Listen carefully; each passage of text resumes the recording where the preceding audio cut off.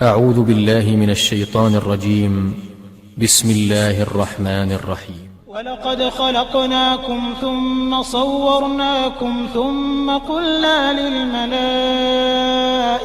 اسجدوا لآدم فسجدوا إلا إبليس لم يكن من الساجدين. قال ما منعك ألا تسجد إذ أمرتك؟ قال أنا خير منه خلقتني من نار وخلقته من طين. الحمد لله رب العالمين، والصلاة والسلام على سيدنا محمد الصادق الوعد الأمين. اللهم لا علم لنا إلا ما علمتنا إنك أنت العليم الحكيم. اللهم علمنا ما ينفعنا وانفعنا بما علمتنا وزدنا علما، وأرنا الحق حقا وارزقنا اتباعه، وأرنا الباطل باطلا وارزقنا اجتنابه، واجعلنا ممن يستمعون القول فيتبعون أحسنه، وأدخلنا برحمتك في عبادك الصالحين. أخرجنا من ظلمات الجهل والوهم إلى أنوار المعرفة والعلم، ومن وحول الشهوات إلى جنات القربات. أيها الإخوة الكرام، مع الدرس السادس من دروس سورة الأعراف، ومع الآية 11، وهي قوله تعالى: ولقد خلقناكم ثم صورناكم ثم قلنا للملائكة اسجدوا لآدم فسجدوا إلا إبليس لم يكن من الساجدين. أيها الإخوة الكرام، هذه الآية والتي تليها تعالج مسألة الخلق، وقد تقدمت هذه المسألة في سورة البقرة، وعولجت في 7 مواضع من القرآن الكريم، في سورة البقرة والأعراف والحج والإسراء والكهف وطه وصاد. ولكن في كل سورة تعالج هذه المسألة من زاوية. هناك من يتوهم أن في القرآن تكراراً، والحقيقة لو تتبعت الموضوعات المتكررة في القرآن الكريم لوجدت أن كل رواية في كل سورة لها زاوية خاصة، فهذا من إعجاز القرآن الكريم. وفوق ذلك هناك قضايا أساسية جداً في العقيدة. القرآن الكريم من أسلوبه الحكيم أنه يأتي بها في أماكن كثيرة كي تترسخ. لا يعقل أن يقول الأب لابنه في كل عمره اجتهد مرة واحدة. هذا الكلام يقوله له كل يوم وفي كل مناسبة وعقب كل حادثة وإبان كل تصرف: يا بني انتبه اجتهد. فأولاً التكرار في القرآن الكريم له تفسير بلاغي، أن كل رواية أتت على الموضوع من زاوية. وبمعنى آخر أن التكرار من مهمته القصوى البلاغية أن يؤكد المعنى الذي هو أساسي. كلكم يعلم أيها الإخوة أن في حياتنا موضوعات أساسية وهناك موضوعات ثانوية. بتعبير آخر هناك موضوع مصيري. فالإنسان مثلا صحته موضوع مصيري، لأن خللاً خطيراً في قلبه ينهي حياته. الصحة موضوع خطير لأنه قد ينهي حياة الإنسان. الإيمان موضوع خطير، قد ينهي سعادته. فالموضوعات الخطيرة التي لها أثر مستقبلي أو الموضوعات المصيرية، هذه موضوعات يعتني بها القرآن كثيراً. لذلك في حياتنا موضوعات برأي الفقهاء فرائض، يعني تتوقف سعادتنا على تحقيقها، تتوقف سعادتنا على تحقيقها، بل تتوقف سعادتنا وسلامتنا على تحقيقها. إذن هي فرائض. وفي موضوعات تحت باب المحرمات، هذه سبب شقائنا وهلاكنا في الدنيا والآخرة. إذن على طرفي الأحكام الفرائض والمحرمات، بينهما في الوسط المباحات. يعني موضوع حيادي، طريقة جلوسك في البيت، على الأرض، على كرسي، على فرش معين، ألوان ثيابك، هناك ملايين الموضوعات حيادية ليس لها أثر إيجابي ولا سلبي في إيمانك. لذلك الأنبياء والمرسلون عليهم صلوات رب العالمين، الموضوعات التي لها أثر إيجابي أو سلبي في علاقتك بالله عز وجل جاء ذكرها بشكل واضح. والأشياء التي سكت عنها هي الأشياء التي ليس لها أثر إيجابي ولا سلبي في حياتك الإيمانية. لذلك الأنبياء ما من شيء يقرب إلى الله عز وجل إلا وأتوا على ذكره، وما من شيء يبعد عن الله عز وجل إلا أتوا على ذكره. والذي أغفل ذكره، هناك حكمة من إغفال ذكره لا تقل عن حكمة الذي ذكره الله عز وجل. وهذا معنى قوله تعالى: اليوم أكملت لكم دينكم وأتممت عليكم نعمتي ورضيت لكم الإسلام دينا. الإتمام عددي والإكمال نوعي، أي أن مجموع القضايا التي عالجها القرآن الكريم والسنة المطهرة تامة عدداً، وأن طريقة المعالجة التي عالجها القرآن الكريم للقضايا التي عرضها كاملة نوعاً. فهذا الدين توقيفي لا يضاف عليه ولا يحذف منه، لأنه من عند الخالق الذات الكاملة، من عند الحكمة المطلقة والرحمة المطلقة والعلم المطلق والعدل المطلق. إذن الدين لا يضاف عليه ولا يحذف منه، وهو عند بعض المشككين تراث. الدين ليس تراثاً، الدين وحي من السماء والمعصوم بينه، وحي من عند الله، والنبي الكريم بين دقائق هذا الوحي. أما الحضارة والثقافة والتراث هي أشياء أرضية. أما أن يوصف الدين بأنه تراث، لا، الدين وحي، ووحي السماء هو خطاب السماء للأرض. هذا الخطاب لا يأتيه الباطل من بين يديه ولا من خلفه. لكن الذي يقول لا بد من تجديد الدين لا يجدد، الدين توقيفي. لعل الخطاب الديني يجدد، الخطاب الدعوي يجدد. وإذا أصررنا على أن هناك تجديد في الدين فهو كما يلي: أن ننزع عن الدين كل ما علق به مما ليس منه، أن ننزع عن الدين كل ما علق به مما ليس منه. لذلك يقولون: الأشياء الأصل فيها الإباحة، ولا يحرم شيء إلا بالدليل القطعي الثبوت والدلالة. بينما العبادات والعقائد الأصل فيها الحظر، ولا يضاف على العبادات والعقائد أشياء إلا بالدليل قطعي الثبوت والدلالة. إن هذا العلم دين فانظروا عمن تأخذون دينكم. ابن عمر: دينك دينك، إنه لحمك ودمك، خذ عن الذين استقاموا ولا تأخذ عن الذين مالوا.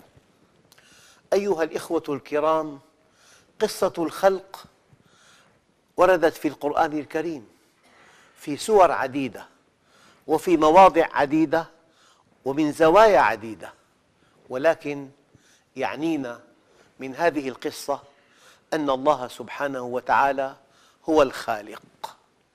قال تعالى: يا أيها الناس اعبدوا ربكم الذي خلقكم. من هي الجهة الوحيدة في الكون التي تستحق العبادة؟ إنها الجهة الخبيرة. قال تعالى: ولا ينبئك مثل خبير. فالإنسان حينما يتوجه إلى الله يكون عاقلاً، أما إذا توجه إلى غير الله يكون غير عاقل، لأنه قد قيل: أرجحكم عقلاً أشدكم لله حباً. لكن أنت في حياتك اليومية إذا اقتنيت آلة بالغة التعقيد غالية الثمن عظيمة النفع وأصابها عطب أو عطل، لا يمكن أن تذهب إلى من تحبه، تذهب إلى من هو الخبير في إصلاحها وفي صيانتها وفي معرفة أسباب سلامتها وحسن مردودها. إذن الله عز وجل يخاطبنا ويقول: ولقد خلقناكم. من معاني هذه الكلمة أنه ينبغي أن تستمعوا إلى بيان الله عز وجل، ينبغي أن تنصاعوا لأمره، ينبغي أن تطبقوا تعليماته، لأنها تعليمات الخبير، تعليمات الخالق، تعليمات الرب، تعليمات الذي يعلم أسباب سلامتنا وسعادتنا. ثم صورناكم. بعضهم يقول: المخلوقات كلها خلقت في عالم الذر، استناداً لقوله تعالى: إنا عرضنا الأمانة على السماوات والأرض والجبال فأبين أن يحملنها وأشفقن منها وحملها الإنسان.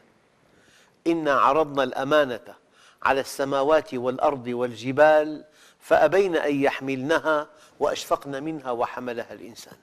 هذا عالم الذر. النفوس مجردة من الصور. في عالم الذر بعض من في هذا العالم قبل حمل الأمانة،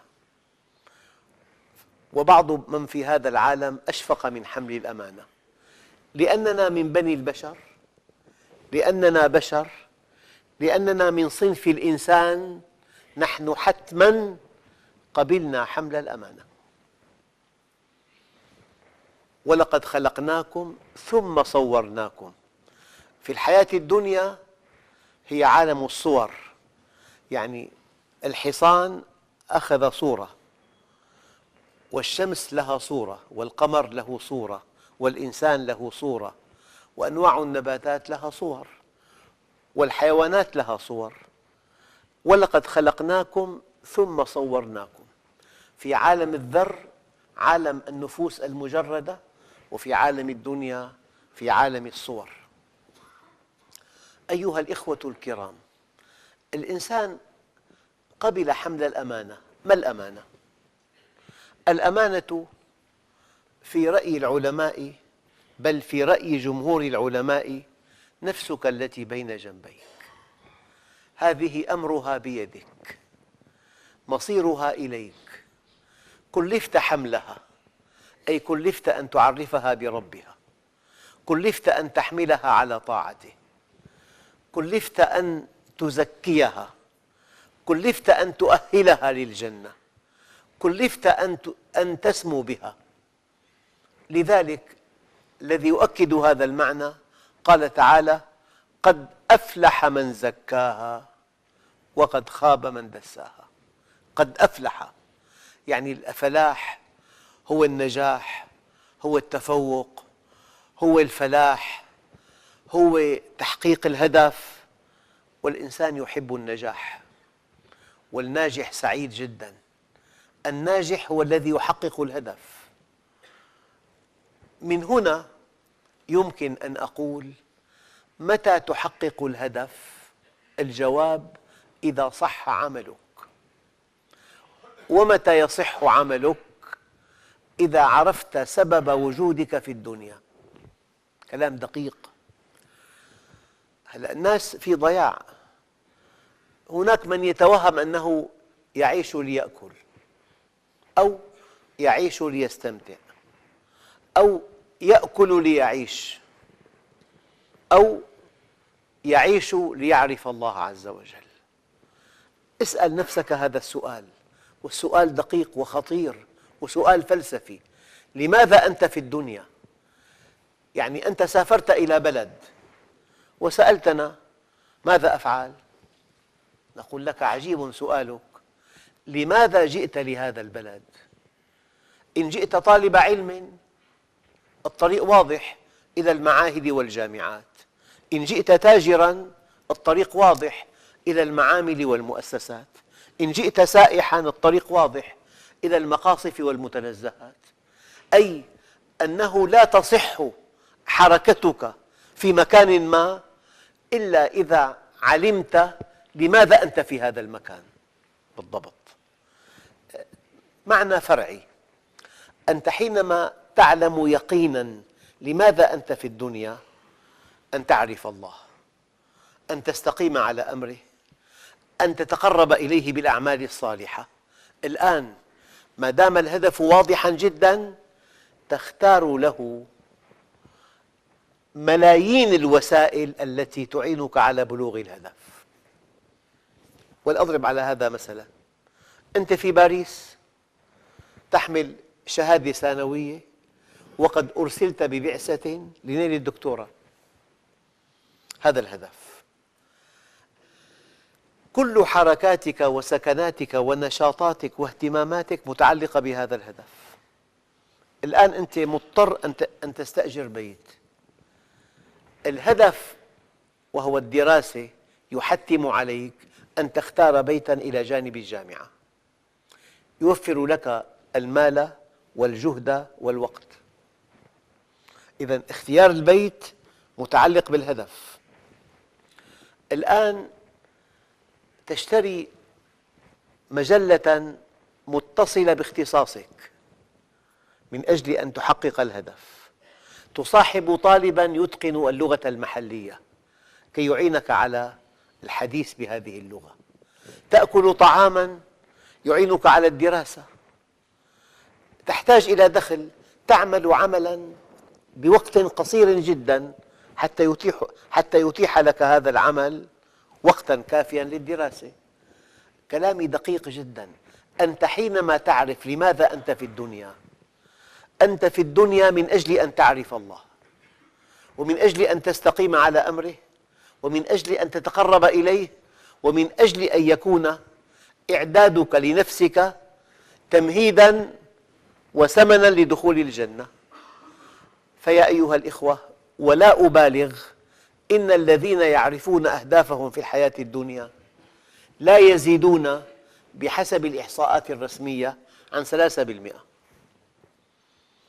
يعرف هدفه، الآن يختار آلاف الوسائل لتحقيق الهدف. أما الذي لا يعرف هدفه هذا هو الإمعة. الإمعة هو مع الناس إن أحسن الناس، ومع الناس إن أساءوا. هو تابع لصرعات الأزياء، تابع للمفاهيم السائدة، تابع للكلام المطروح، تابع للإعلام، تابع لكل مؤثرات البيئة.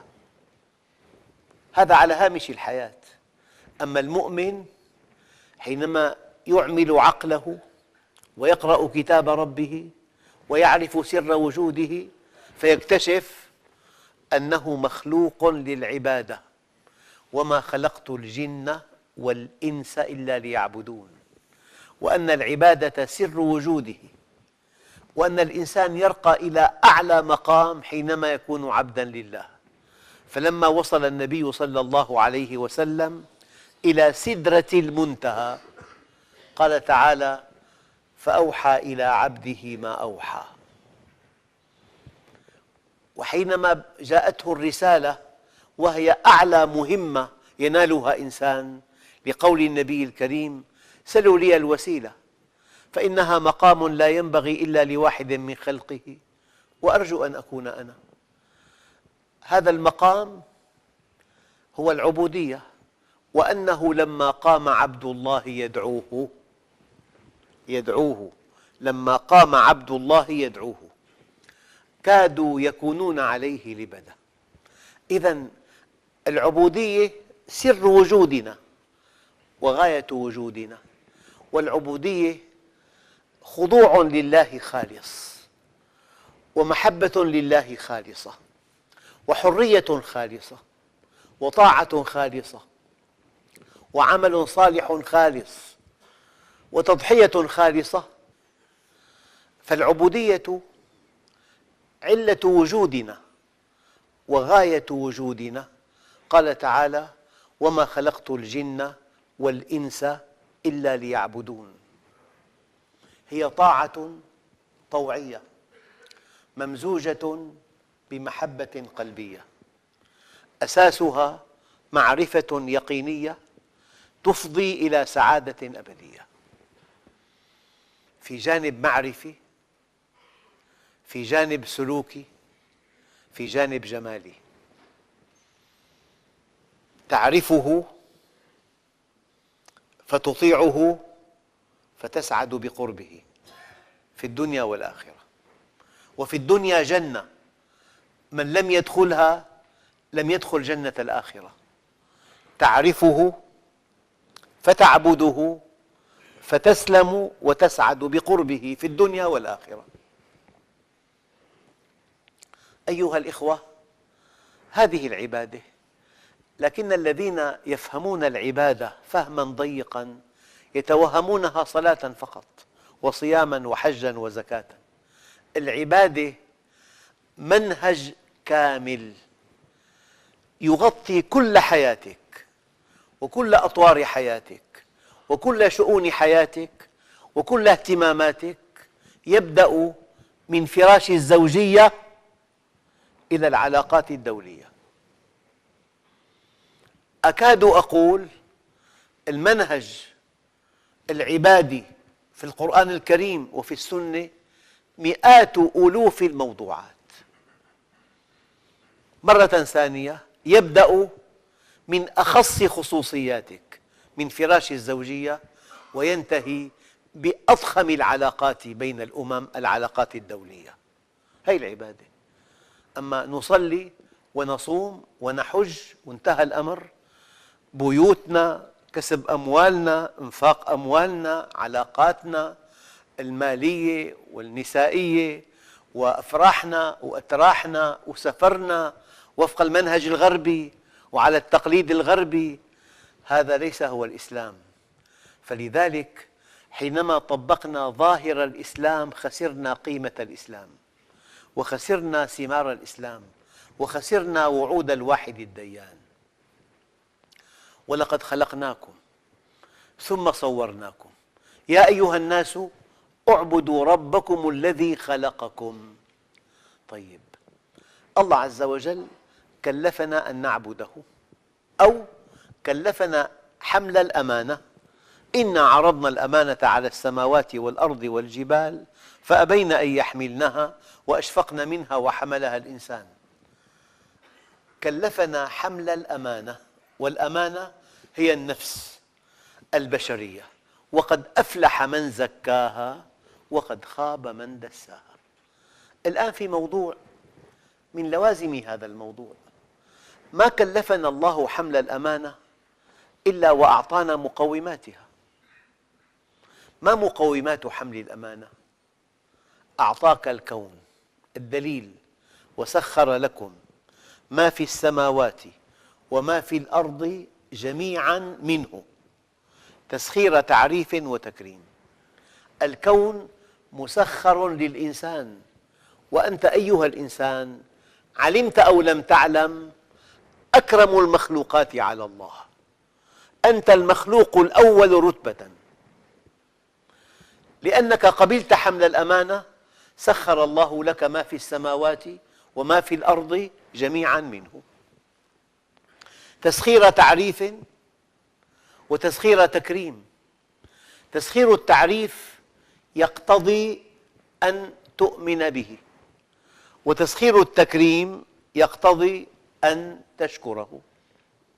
فإذا آمنت به وشكرته حققت الهدف من وجودك.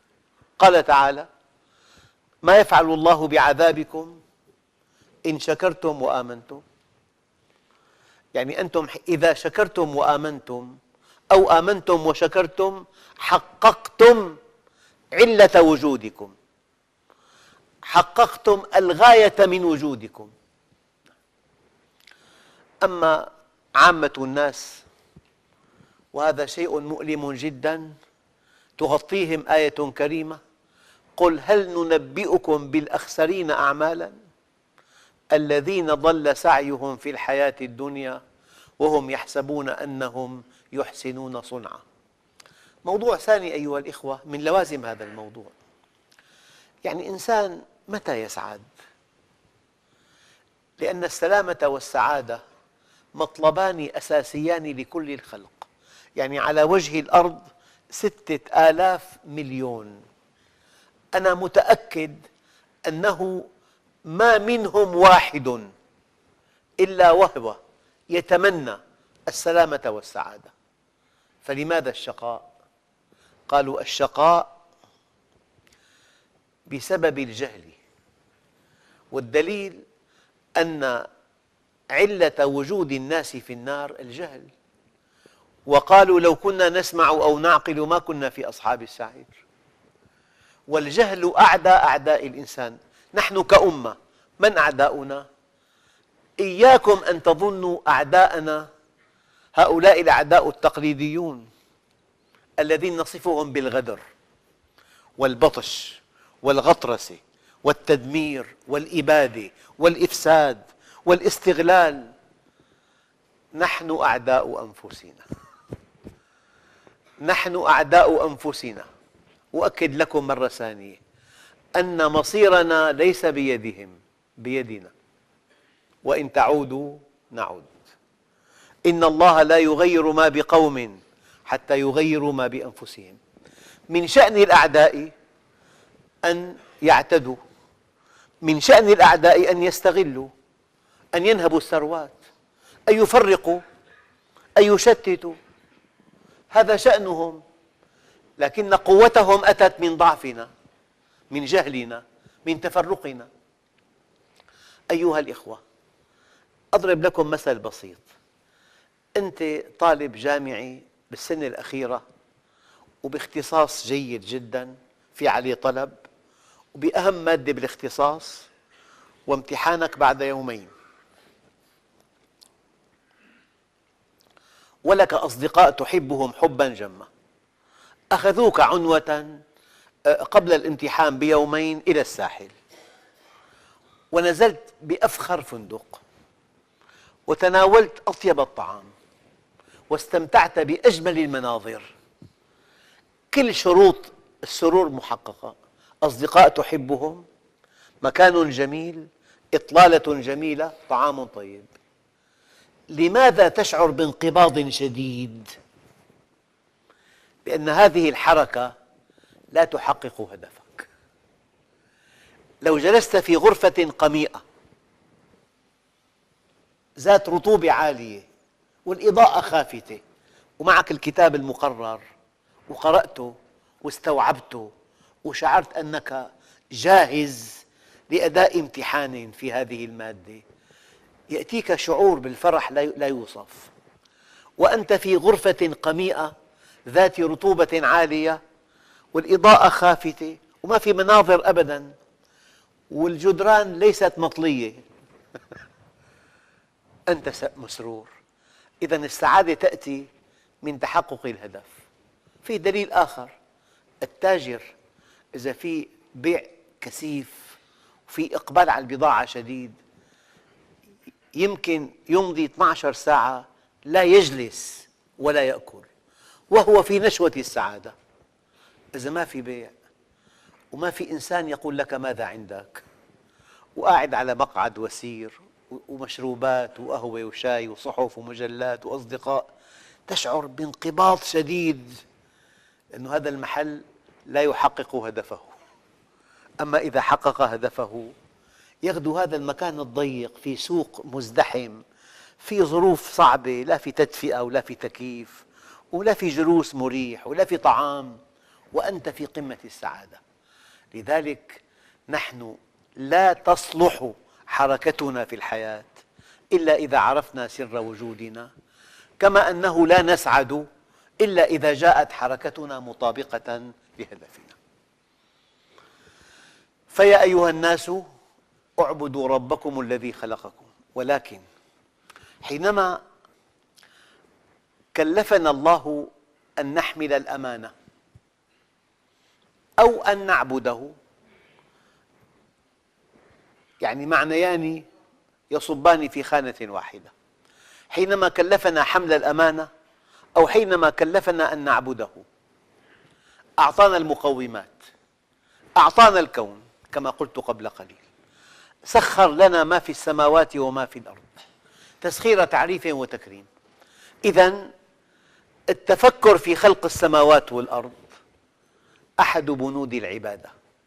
إن في خلق السماوات والأرض واختلاف الليل والنهار لآيات لأولي الألباب الذين يذكرون الله قياماً وقعوداً وعلى جنوبهم ويتفكرون في خلق السماوات والأرض ربنا ما خلقت هذا باطلاً سبحانك فقنا عذاب النار.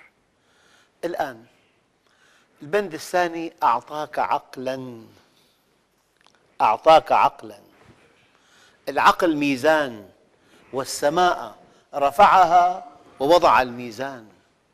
هذا العقل إذا أعملته أعطاك النتائج تماماً.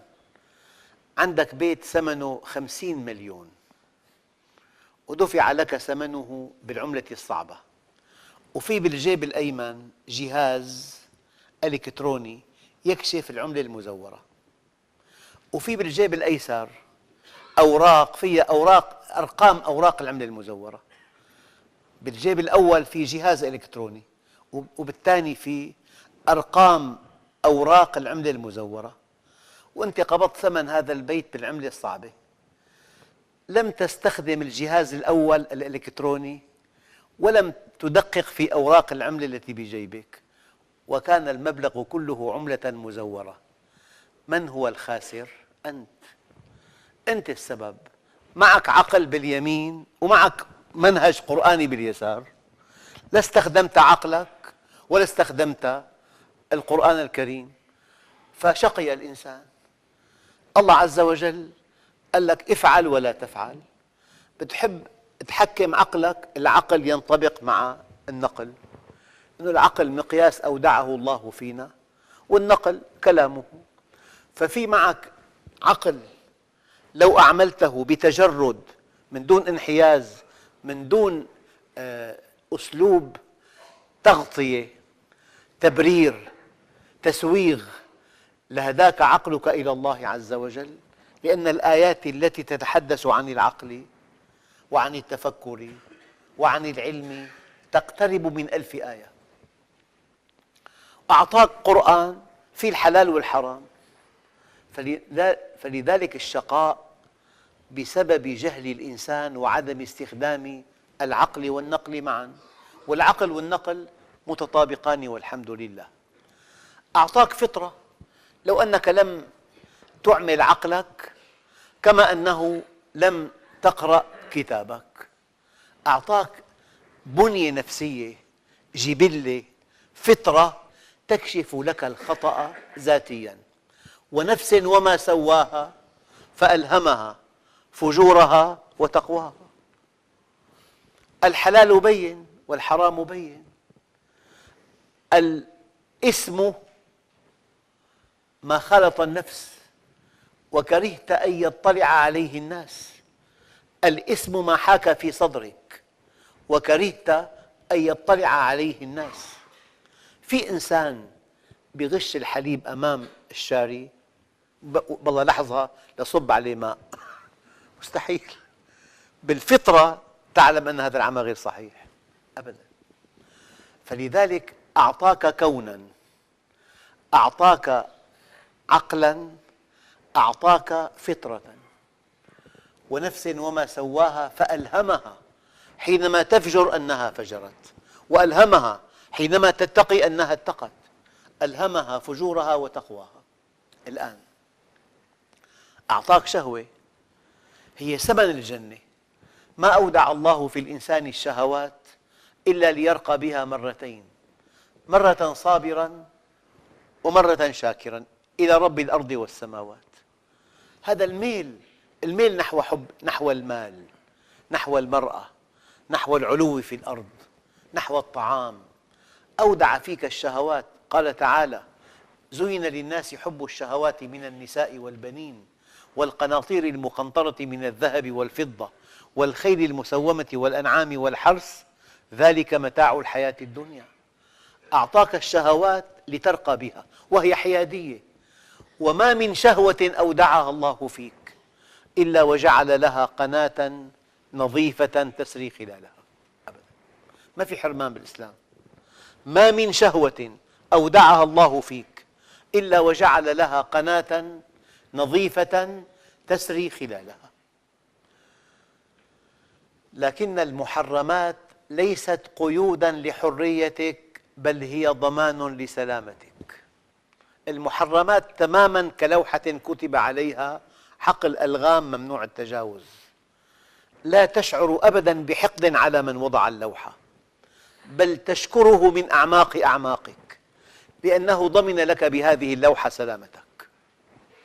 كما لو وضعت لوحة أمام تيار توتر عالي: ممنوع الاقتراب، خطر الموت. هي لوحة رحيمة، لوحة فيها علم، فيها حكمة، فيها رحمة، فيها قيادة حكيمة للمواطنين. ممنوع الاقتراب، خطر الموت. لذلك أودع فيك الشهوات لترقى بها صابراً أو شاكراً إلى رب الأرض والسماوات. أعطاك كوناً سخره لك تسخير تعريف وتكريم. رد فعل التعريف أن تؤمن، ورد فعل التكريم أن تشكر. أعطاك عقلاً كي تتأكد به من صحة النقل وكي تفهم به النقل دون أن تلغي النقل بعقلك. العقل ليس حكماً على النقل، ولكن للتأكد من صحة النقل قبل النقل ولفهم النقل بعد النقل. أعطاك فطرة تكشف لك الخطأ ذاتياً. الآن بأرقى الطائرات ما فيها عدادات أبداً، فيها لوحات عاتمة. إذا في خلل يظهر على الشاشة، في خلل بالمكان الفلاني، وأنت عندك شاشة. حينما تخطئ تشعر أنك مخطئ، وحينما تصيب تشعر أنك مصيب. لذلك الفطرة متوافقة توافقاً تاماً مع منهج الله عز وجل. سواء عليك أطعت الله عز وجل أم استجبت لنداء الفطرة، الأمر سيان، لأن منهج الله متوافق تماماً مع فطرتك.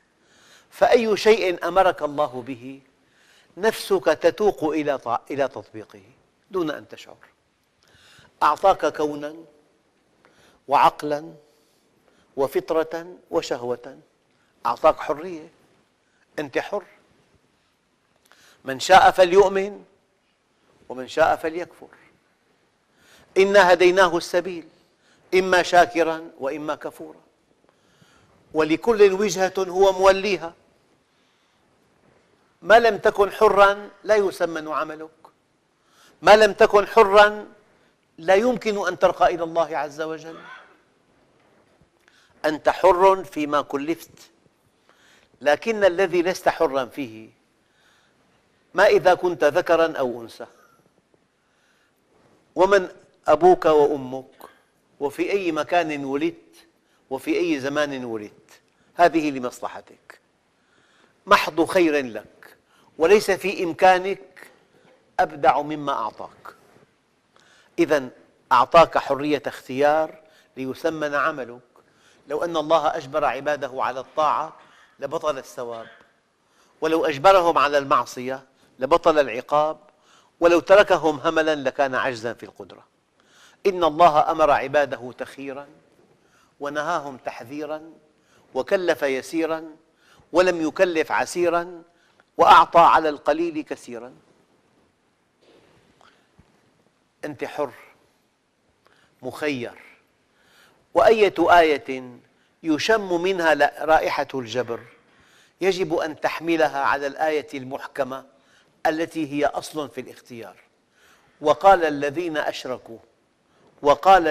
أشركوا لو شاء الله ما أشركنا ولا آباؤنا ولا حرمنا من شيء كذلك كذب الذين من قبلهم حتى ذاقوا بأسنا قل هل عندكم من علم فتخرجوه لنا إن تتبعون إلا الظن وإن أنتم إلا تخرصون. هذه الآية أصل في أنك مخير، وأنه لا يقول بالجبر إلا مشرك، لا يقول في الجبر فيما كلفنا إلا مشرك. إذن أعطاك كوناً وعقلاً وفطرة، أعطاك شهوة، أعطاك اختياراً، وفضلاً عن كل ذلك أعطاك منهجاً. لو أن الأمور التبست عليك في منهج، في كتاب، في سنة، في كتاب عقائد، في كتاب سيرة، في كتاب أحكام فقهية، افعل ولا تفعل، هذا المنهج قال عنه العلماء: الحسن ما حسنه الشرع، والقبيح ما قبحه الشرع، والشريعة عدل كلها، والشريعة رحمة كلها، والشريعة حكمة كلها، والشريعة مصلحة كلها. فأية قضية خرجت من المصلحة إلى المفسدة، ومن العدل إلى الجور، ومن الحكمة إلى خلافها، ليست من الشريعة ولو أدخلت عليها بألف تأويل وتأويل. إذن نحن قد خلقنا ربنا، ولأنه خلقنا أمرنا أن نعبده. يا أيها الناس اعبدوا ربكم الذي خلقكم. لكن واقع الناس اليوم كما ورد في كتاب مدارج السالكين لابن القيم رحمه الله تعالى، ورد أثر قدسي: إني والإنس والجن في نبأ عظيم أخلق ويعبد غيري، وأرزق ويشكر سواي، خيري إلى العباد نازل وشرهم إلي صاعد، أتحبب إليهم بنعمي وأنا الغني عنهم، ويتبغضون إلي بالمعاصي وهم أفقر شيء إلي، من أقبل علي منهم تلقيته من بعيد، ومن أعرض عني منهم ناديته من قريب. أهل ذكري أهل مودتي، أهل شكري أهل زيادتي، أهل معصيتي لا أقنطهم من رحمتي، إن تابوا فأنا حبيبهم، وإن لم يتوبوا فأنا طبيبهم، أبتليهم بالمصائب لأطهرهم من الذنوب والمعايب، الحسنة عندي بعشرة أمثالها وأزيد، والسيئة بمثلها وأعفو، وأنا أرأف بعبدي من الأم بولدها. أيها الإخوة الكرام، الآية الكريمة: ولقد خلقناكم ثم صورناكم ثم قلنا للملائكة اسجدوا لآدم، لأن جنس البشر أعلى صنف عند الله. ركب الملك من عقل بلا شهوة، وركب الحيوان من شهوة بلا عقل، وركب الإنسان من كليهما، فإن سمى عقله على شهوته أصبح فوق الملائكة، وإن سمت شهوته على عقله أصبح دون الحيوان. إن الذين كفروا بآخر الآية أولئك هم شر البرية، إن الذين آمنوا وعملوا الصالحات أولئك هم خير البرية. إذن ولقد خلقناكم ثم صورناكم ثم قلنا للملائكة اسجدوا لآدم فسجدوا إلا إبليس لم يكن من الساجدين. والحمد لله رب العالمين.